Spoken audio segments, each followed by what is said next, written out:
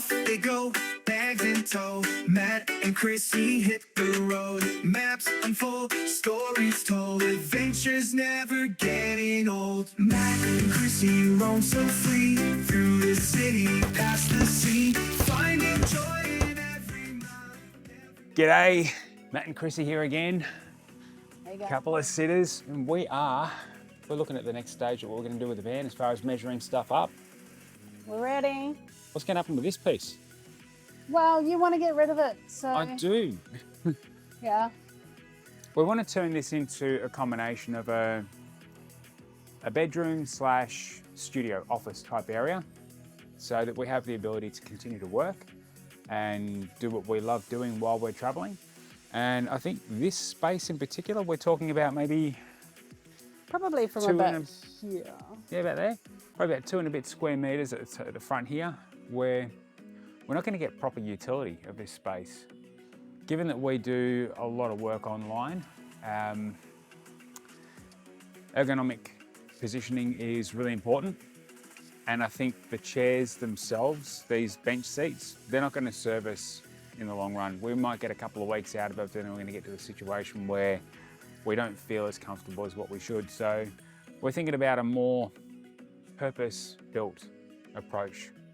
It'll also give us the ability that if we decide to change what we're looking at doing, this front footprint, it's still going to be a pretty blank canvas. So it'll give us the ability to, I suppose, utilize it in different ways. Yeah, we can change it up if we feel we want to. We can. So one of the things that we're going to be doing, the freight cage. We're going to be picking up a freight cage and reinstalling that because We have got some hooks here, so we don't have still mounts up the top. It'll go in nicely. Maybe reach out to AC Cars and see if they've got a spare one. They may have one, yeah. This freight cage is going to give us the ability to utilize this space as a part of an ergonomically designed work area where we'll be able to attach our second monitors to that cage.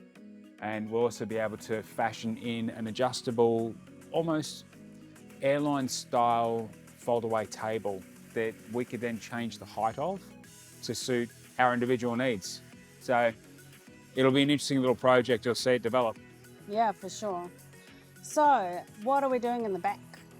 We're going to measure up and get an idea on where our panels are going to go. So what we were discussing last night, we did some very rudimentary drawings, and we're going to look at putting the first piece in this corner here. Yep. And the reason for that is because you've got a lot of foot traffic, and obviously these pieces of ply are not going to fit in the whole space in one go. So we'll put the first one down. It will probably come to about here, I'm guessing, just by the wheel hubs, Yeah. more or less, and then 2/3 of the way across. So the high traffic areas are going to be on one solid piece of ply. Yeah. No joints. And then the joins will be underneath the bed and along the side there. So should we decide down the track to put in some cabinetry over there, that will be covering the joins. Yep. So something very important which we mentioned previous video is that we've got the petrol filter right here. Yeah, so that's the inspection hatch under there. So we need to make sure that this has accessibility. So we're going to cut a hole in this fabric that's on the floor here, and this will be our template for when we're cutting the marine ply, and we'll create a hatch so that it's easy to get to that fuel filter. Yeah, making mechanics' lives easier. Yeah, for sure. And also making it easier for ourselves and future owners of the van, because we really don't want the expense of making our tradies work more hard than it needs to be. So, Yeah. yeah. So the other thing too, with this seat coming out, we can then, legally, we can get rid of these seatbelt mechanisms. If we were leaving this seat in, those mechanisms would have to stay there, and we'd have to factor in all of our build around that. And I'm looking at how far back they are. I think there's a strong chance that a part of the bed frame for what we're going to be installing will probably come up close to it, if not just over it. And that might mean that they then don't really have the the design usability that they're supposed to have, and we might find that it becomes non-compliant. So space and utility. Yes.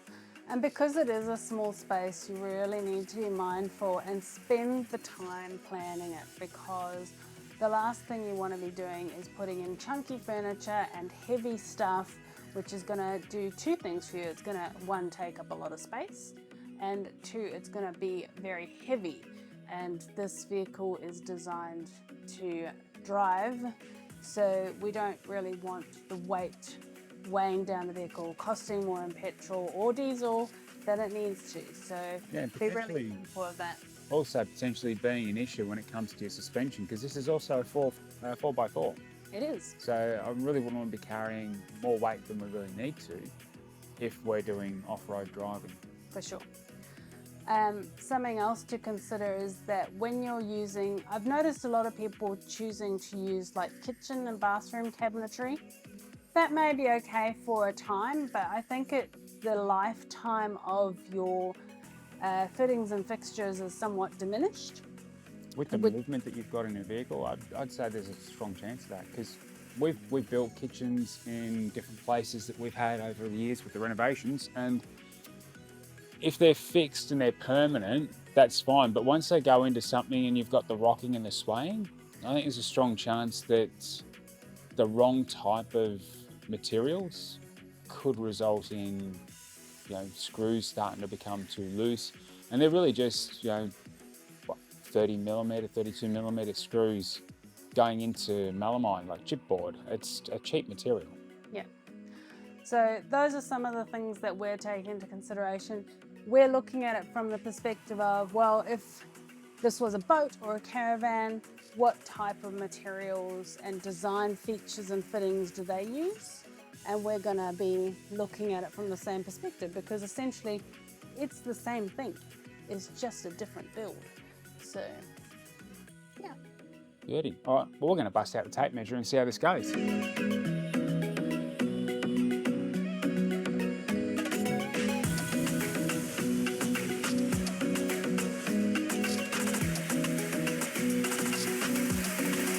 The other thing we're looking at is 2030 is the length that would have. Yeah, so I'm guesstimating it's going to come up to here somewhere. Okay, let's have a look.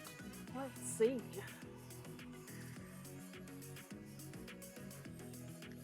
Okay, so if we have the bed literally ending on this metal trim, that puts you pretty much in line with the entry for the door, doesn't it? It does. Yeah. Yeah. So the bed takes up quite a substantial footprint.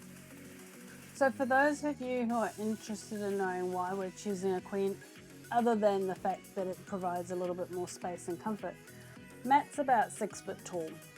So a double bed, the length of a double bed, to give you perspective, is 1.88. So what are you in centimeters? 184. 184. So that literally gives him like this much space. And if he stretches out his feet, they hang over the edge. So for comfort, the preference is for us to get a queen. Yeah, it's another 20 centimeters. Yeah. Yeah. Now, we're probably going to look at just grabbing something off Marketplace. We've bought off Marketplace before and been very successful, and we're very happy with the furniture that we bought off Marketplace. Yeah. And so Preference is to have a bed that's permanently made up. yes. At this stage, and look, if we decide to go down the route of having a mattress that's a 3-part folding mattress, a bit like, if anyone's familiar with Koala, shout out to Koala, some amazing furniture. Yeah, we really. Their sofa bed, love the sofa bed, so comfortable. There's no mechanical parts. It's 3 high dense foam mattresses that fold on each other. Good. And sort of the base comes along and there's a join and it folds over onto the next part that folds up to the head. Yeah. If we look at something like that in the future, we just need to think about, I suppose, orientation and setup, because it will stack up. So it'll most likely be the kind of thing that's stacked up towards the back of the van, opening up this space. I don't know if stacking up towards here and opening up the back is really going to help us. It might from an accessibility and a storage point of view, but they're bridges to cross later. We're not in a hurry at the moment. We're only looking at, honestly, I think maybe $300 worth of materials to get the flooring and the insulation done, including the insulation for the roof as an estimate at this point.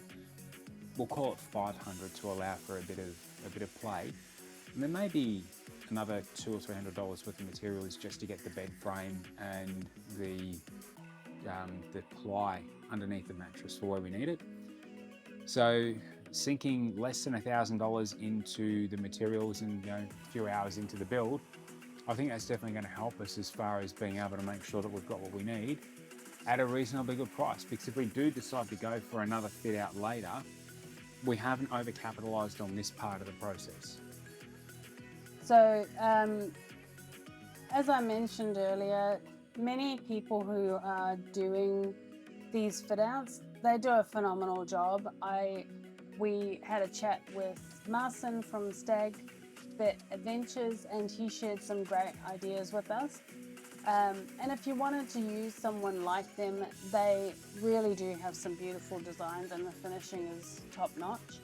However, we've decided we want to try and keep the costs low. There were certain things about the design which were not quite what we wanted. So the downside of using someone like Stag Bit is that they have a cookie cutter template and that is all they do. Every van that rolls off is pretty much the same. They may tweak things from version 1 into version 2 into version 3 based on a conversation we're having about the fuel filter inspection hole or inspection cover. They'll be factoring that in with their new design to make sure that it's got some future use, some forward planning built into it. Yeah, for sure. But I mean, we loved a lot of the stuff about their design. However, there's a few things that we wanted to do which were different, which means that unfortunately we won't be looking to use their services at this time. Not at this stage. I think there's too much about it. Everyone gets the same thing. And I can appreciate that as a business, you need to have a high efficiency output for what you're doing. Particularly if you want to come into the market with an offering that's reasonably priced and you're still making money as a business, which you need to. Otherwise, Absolutely. you shut your doors and no one gets a product and your employees are out of work. But with what we're after, we don't feel that we would utilise the galley kitchen that they had along the front, and that being the office area that we could use more effectively for our immediate needs, given the ventilation we've got crossing over on the windows there. I think we may have a slightly different idea in mind, as much as what they are offering could be fantastic. For how we live and work, I don't think it's really going to allow us to continue to work while we're travelling, not as effectively as what we're discussing. Correct. Now, I may be speaking out of school here, but in my research and understanding, most people who are choosing a build like what Marcin is offering, they are kind of like the grey nomad type people. It appears that that's the target market. Yeah, they want more of a done-for-you sort of product. Yeah, whereas because we work remotely, we want to be able to have the space to be able to work and live and provide us that flexibility. So that's where the point of difference will come. And I do like the idea that when we come to the point where we're ready to sell the van, it's going to be more unique. It's not going to be the same as everybody else. And I think that providing that point of difference, it's like looking at real estate. If you look at a new estate and all the houses look all the same, everything's going to be around the same price point. And there's nothing necessarily wrong with that. But as soon as you have come across that property which has that point of difference, that's something unique, that's something nice, you can add a few, in property's sake, a few $100,000. In a build like this, we might be looking at 10,000, I don't know, maybe more, maybe less. Yep. But I suppose for us, ultimately, it's not about a financial objective that No. we're seeking to achieve. It's how do we continue to travel around Australia and enjoy the life that we've got. and still maintain productivity, because it's important that we can actually continue to contribute value where we need to. The main reason I share that with you is if you're going into buying a camper van with the intention of maybe putting it on HipCamp or Airbnb for people to rent it, that point of difference could make a difference in your bottom line for your business model. But also if you are buying a van with the intention of having a business where you're fitting them out and then selling them, having that point of difference can also help give that something extra, that's something different that people might be interested in buying. So something to consider. That's not our intention. We very much want to travel and live a fun life. So anyway, that's all from me for now. Did you have anything to add, Matt? No.